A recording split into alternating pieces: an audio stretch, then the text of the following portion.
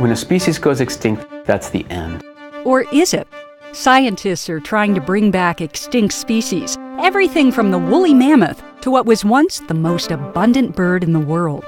If we do that just right, they lay an egg and out hatches a passenger pigeon. Bringing species back might be a way to correct past mistakes, but just because we can, should we? Coming up on Quest, Reawakening Extinct Species.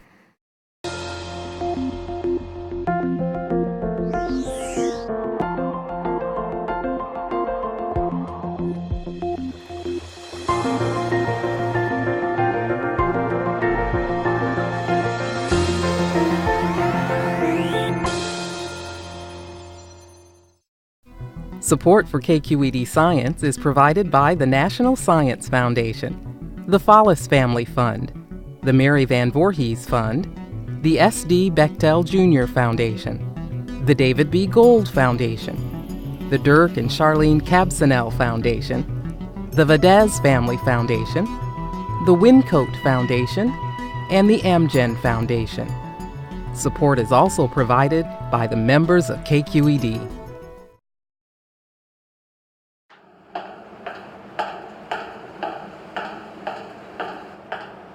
I never wore boots growing up. I was from North Dakota, cowboy country, but I never wore them. So these are my grandfather's boots. When he passed away, it turned out that I was the only one in the family who was the exact same size he is. So I took his boots, and I've been wearing them ever since.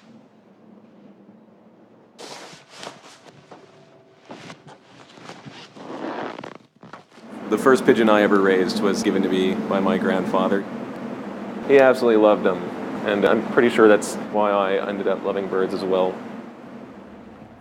At the University of California, Santa Cruz, 27-year-old Ben Novak is one of about a dozen scientists worldwide working in the new field of de-extinction. Their goal is to do something that may sound like science fiction: bring back species that have disappeared from the planet. Novak is working to de-extinct the passenger pigeon. Among the world's 300 pigeons and doves, it stood out for being elegant, fast, and the most abundant bird in the world.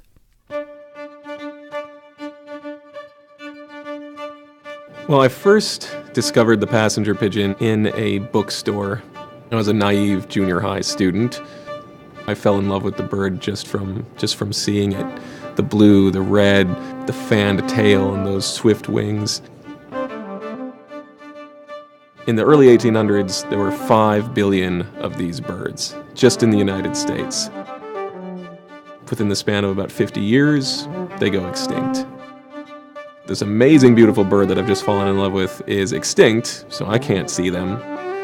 And there's this absolute scale to its population that I can't even wrap my head around. That sealed the deal for me. I was a passenger pigeon enthusiast, and I will be until the day I die. Even though 20 years ago the concept of recreating an extinct organism was complete science fiction, we now have the building blocks of science to do this. I'll be right back. Sarah, no! The human desire to come face to face with long-gone animals isn't new.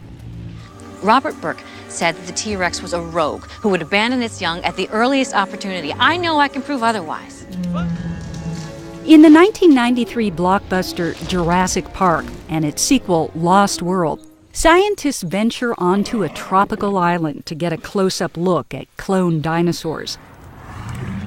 The movies portrayed them with gripping realism, but 65 million years after their extinction, there's no chance they're coming back. Jurassic Park is a fantasy and always will be. Dinosaurs are way too old to think that we're going to be able to recover genetic material. Because DNA only lasts about 100,000 years, scientists are now focusing on species that disappeared within that time frame, and they're trying different approaches to bring them back. Scientists have already revived one extinct animal. The last of a type of mountain goat was cloned in Spain in 2003 from a skin sample taken while she was still alive. Her clone only lived a few minutes, and researchers repeated their attempts in 2014. In Australia, scientists are attempting to clone a unique frog that gave birth through its mouth. And the Tasmanian tiger, a carnivore that carried its young in a pouch. And in the Netherlands, researchers are breeding cattle to closely resemble the aurochs, the ancestors of all modern cows and bulls.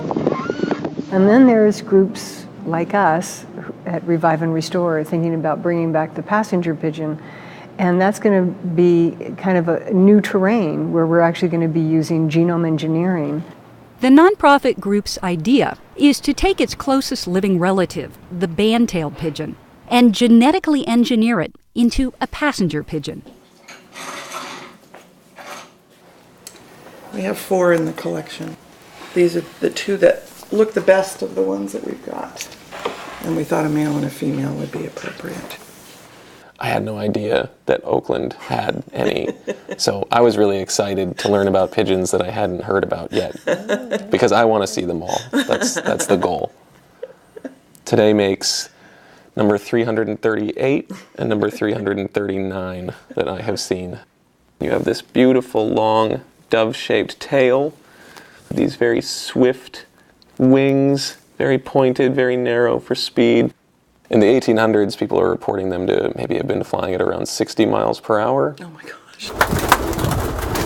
Not to be confused with domesticated carrier pigeons, passenger pigeons were wild birds that migrated through the eastern and central U.S. and Canada.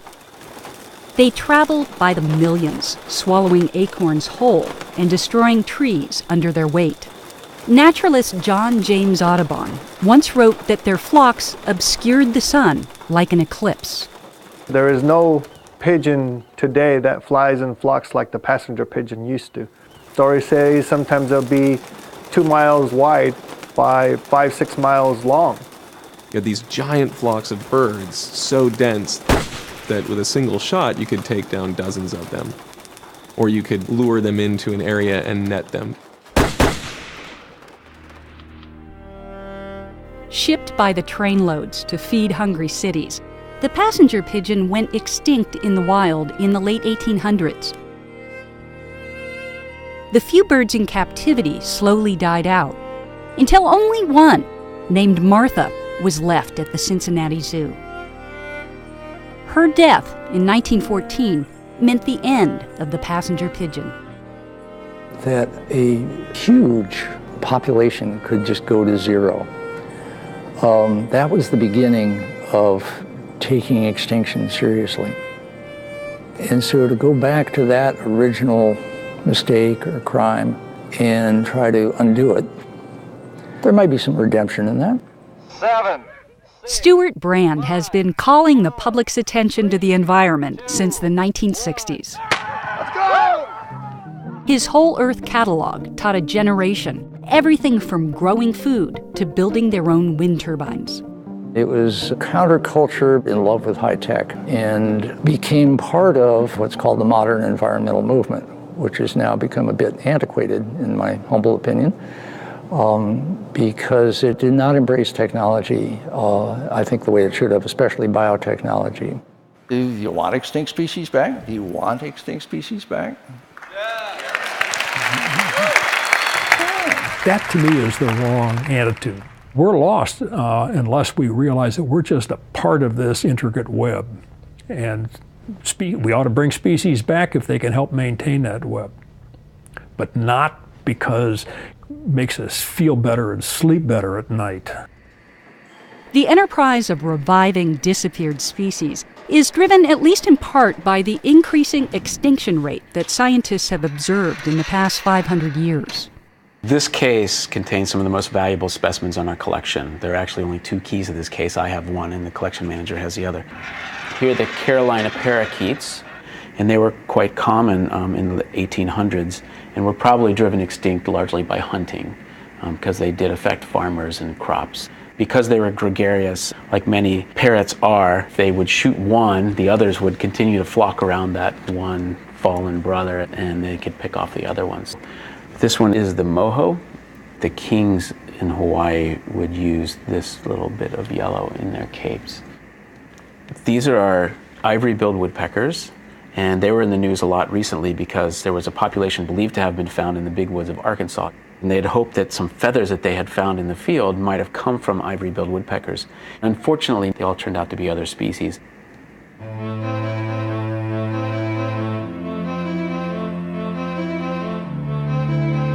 When a species goes extinct, that's the end. Those genes are gone. That job in the ecosystem is gone. That niche disappears, so there's nothing left to serve that purpose.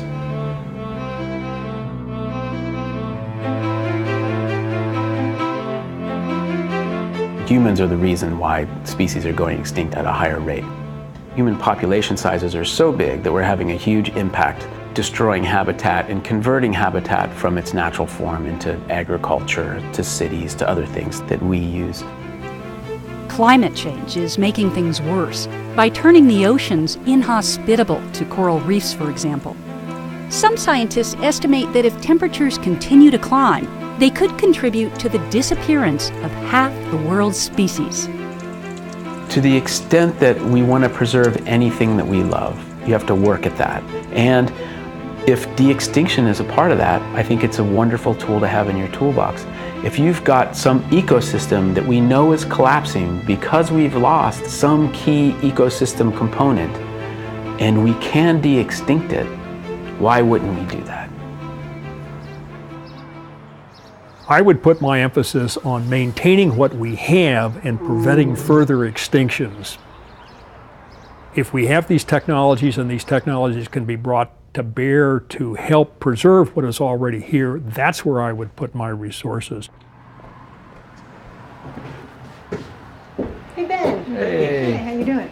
Good. Doing good. Did you get a cup of coffee yet? Ben Novak wrote us a very endearing letter that just said, you know, since the time I was 13, I've been wanting to do exactly this, you know. And Stuart and I looked at each other and said, how can we not hire this guy? Have you seen this cool thing? Well, according to Amazon, it's not published yet. Ryan Phelan and Stuart Brand's nonprofit Revive and Restore in Sausalito, California, is paying for Novak to work at the University of California, Santa Cruz. They estimate it'll take $5 to $50 million to bring back the passenger pigeon. One question that has come up from a potential funder who actually talked with Stuart and I and said, you know, if we were to put in a six-figure number, you know, how could it help fast track what you're doing? Say it's 100,000. What could 100,000 do for us? Well, I think 100,000 can easily do more than one comparative genomics study. Where the money tends to be coming in is not from traditional conservation donors, but from people in high tech. They like being on cutting edges, and this is one. Phelan, who is married to Brand, knows about being on the cutting edge. She helped pioneer personal genetic testing over the web with her company DNA Direct, which she sold in 2010. I've seen the power of these technologies in human health. You wouldn't want to have cancer today and not know that your tumor has been sequenced. I believe that that will happen exactly with conservation. Phelan and Brand have enlisted George Church, one of the pioneers of genome editing. The scientific breakthroughs that are making this de-extinction even plausible and now quite reasonable are two. One is our ability to read ancient DNA, and the second is our ability to change the genomes of birds and mammals. To bring back the passenger pigeon, scientists will genetically engineer its closest relative, which turns out to be a pigeon from the West Coast. In Riverside, California, Sal Alvarez is one of the few breeders in the country who raises the band-tailed pigeon.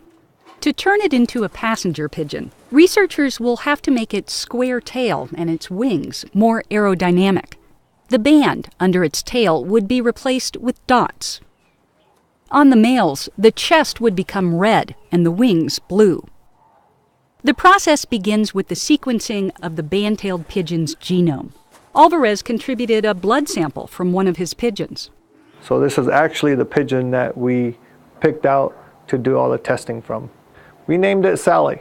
Ryan and Stuart, they both came up with that name because of my name being Sal. Once Sally's genome has been sequenced, Novak will compare it to the passenger pigeon's genome. Because it's extinct, Researchers have to sequence its DNA from specimens stored at museums like the California Academy of Sciences. You can take a little tiny snippet of this dried toe skin, and we find that the DNA is pretty easy to get out of there. It's very degraded, but it's in better shape than some of the other parts of the body. Even though researchers have plenty of passenger pigeon DNA to work with, they face a challenge. DNA from a dead animal is broken into many tiny pieces and needs to be painstakingly assembled, like a puzzle. What would be really helpful would be if we were to have the box top that goes with that puzzle, with the picture on it that we could use to try to piece these little pieces together. When we're working with an extinct species, we don't have that. Instead, we can figure out what that puzzle top should look like for the band-tailed pigeon.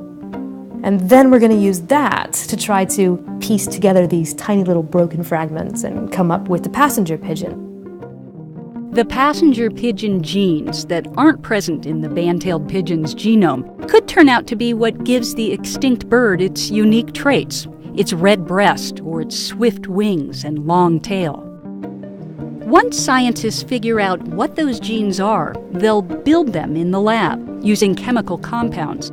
Then they plan to insert those passenger pigeon genes into band-tailed pigeon cells using new genome editing technology.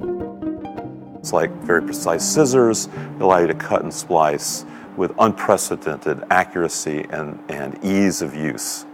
Our experience with the editing technologies is they work on every organism we've tried, from plants to fungi and so forth.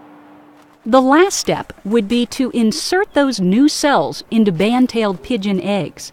If we do that just right, we'll get band-tailed pigeons that carry the sperm and the eggs of passenger pigeons, so that when you take a male and a female, breed them together, they lay an egg, and out hatches a passenger pigeon. Then the chick would need a name.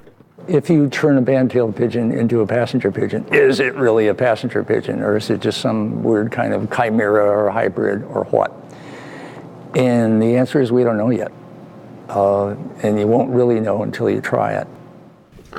The new birds would join other types of birds that have been successfully bred in captivity. Some of the strategies might seem far-fetched. Humans have served as surrogate parents for the California condor. And they take to the air to help whooping cranes migrate. With the passenger pigeon, one goal would be to teach the birds to stick together so they won't go off and join flocks of other pigeon species. We could take white rock pigeons, train them to fly from one area to another to be our adult flock of birds, and then we could dye their feathers blue on the back, red on the breasts, make them look like passenger pigeons so that our baby passenger pigeons see a flock of passenger pigeons going from one area to another. But a key question has never been answered. We don't know anything about whether or not the passenger pigeon needs to exist in huge numbers in order to survive at all. To anyone who really wants to bring the passenger pigeon back to life, I'd say that knowing whether or not they're going to need to bring back billions of them is probably a pretty good question. Shapiro and Novak are doing genetic studies to clarify whether or not passenger pigeons can only survive in huge flocks. This will help determine if there's actually enough forest to support them. It's a minuscule amount compared to what it was in pre-industrial revolution days. The eastern deciduous forest has made a great comeback in the last 100 years. Talking with a number of different conservationists, they really do believe that there is habitat there. Even if there is enough forest for the passenger pigeon, the revived bird could end up in conflict with humans once again, especially if it were listed under the Endangered Species Act. If it's an endangered species, then all of a sudden, all of the forest habitat where it goes into will be off limits to hunting and hiking and biking, and I'm not sure that that would be something that was well received by segments of the population. Will the people in the East Coast be willing to put up with thousands of pigeons defecating all over everything? Realistically, it probably is 20 years before we'll see them in the wild again. I'd like to see that happen in 15, but we also have to allow the time people have to want this pigeon back. But skepticism seems to be coming from all corners, even from within the team working with Ben Novak. Though his boss at the university is researching why passenger pigeons became so abundant, she doesn't think it's a good idea to bring them back. Why the passenger pigeon? Why do you want to bring this bird back and not something else, not something that is less annoying? Annoying? Well, that's the misconception. How is 1 billion birds flying overhead a misconception about annoyingness? We know that they existed in the billions. Yes. The new population doesn't necessarily have to be a huge population. It can be a smaller population of birds living a lot more like band-tail pigeons and serving their ecological role in the East. Why not something that is going to fill a role, for example, that might help other species? Like the mammoth, for example. There's a place where you could put them in the Arctic where they might actually help to reinvigorate the environment. The passenger pigeon would not fill a niche that's been vacated. It would make itself a nuisance. So I'm unconvinced. The passenger pigeon can come in and play an element in shaping the types of trees that become successful, and that's the role that I see the passenger pigeon coming back to play. While the passenger pigeon might one day help restore the forest by spreading seeds around, scientists have even bigger plans for the woolly mammoth. George Church is engineering elephant cells with genes that would give them thick fur and a fatty layer. His hope is that these new mammoths could help keep the Arctic from melting. Scientists believe that grazing by herbivores like mammoths strengthened the grass that grew on top of the permafrost and protected it from the sun. The mammoths may have had a big role in maintaining the grass that stabilized the ice, which contains more carbon in it, as in global warming carbon, than all of the rainforests put together times 2. How many woolly mammoths would you have to have coursing across Siberia? Siberia is not exactly a small place. You know, to have that kind of global impact to keep the permafrost from melting. Even scientists skeptical of de-extinction believe that any technology developed to bring back extinct species could be useful to help endangered species. This technology will be tremendously useful in conservation biology, for example, to re-engineer lost diversity into populations that have recently become very, very small and are on the verge of extinction. The northern white rhinoceros at the San Diego Zoo's Safari Park in Escondido, California, are so endangered that they risk one day being only on the park sign. Right now, she kind of prefers alfalfa. We usually don't feed this to our white rhinos, but she's geriatric and there's no need for her not to have her favorite food. The San Diego Zoo's Nola and Angie are 2 of only 7 northern white rhinos left in the world. Poached for their horns, the rhinos are believed to have disappeared in the wild around 2006. The last stronghold for the northern white rhino in its natural habitat was in Garamba National Park in the Democratic Republic of the Congo. The caretakers, the rangers, the people who were protecting it and had been studying it were threatened and told to leave. At 40, the park's 2 rhinos have ended their baby-making years, and it's also unlikely that the other 5 will reproduce either. Without some extraordinary intervention, northern white rhinos are doomed. Those extraordinary measures begin with rhino cells stored at -250 degrees at the San Diego Zoo's Frozen Zoo. Scientists have collected cells from 12 northern white rhinos and would like to use them to increase the population's size and genetic diversity. Using stem cell techniques, scientists could produce rhino sperm and eggs. They'd then join them through in vitro fertilization to create rhino embryos. The plan would call for a close relative, southern white rhinos, to be the surrogate mothers. Those rhinos are themselves also endangered.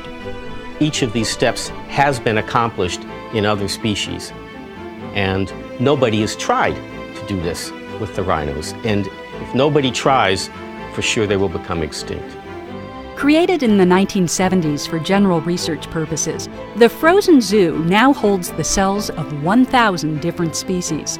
One of them, a Hawaiian bird, has already gone extinct, and a handful more are on the brink. With the right technologies, their stored cells could one day become a lifeline. The wonders of life are encoded in the DNA of the vials from Arabian oryx and pygmy hippopotamuses and bighorn sheep. That's just one of the over 100 boxes in here.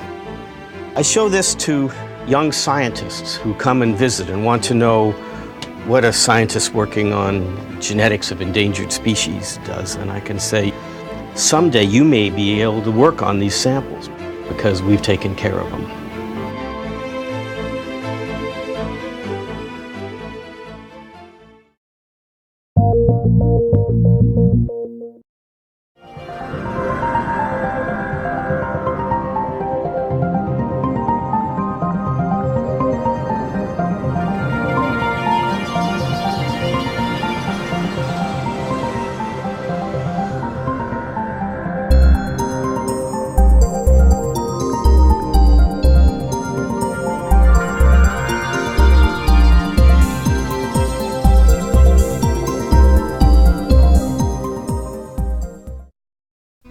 Support for KQED Science is provided by the National Science Foundation, the Follis Family Fund, the Mary Van Voorhees Fund, the S.D. Bechtel Jr. Foundation, the David B. Gold Foundation, the Dirk and Charlene Cabsinel Foundation, the Vadez Family Foundation, the Wincote Foundation, and the Amgen Foundation. Support is also provided by the members of KQED.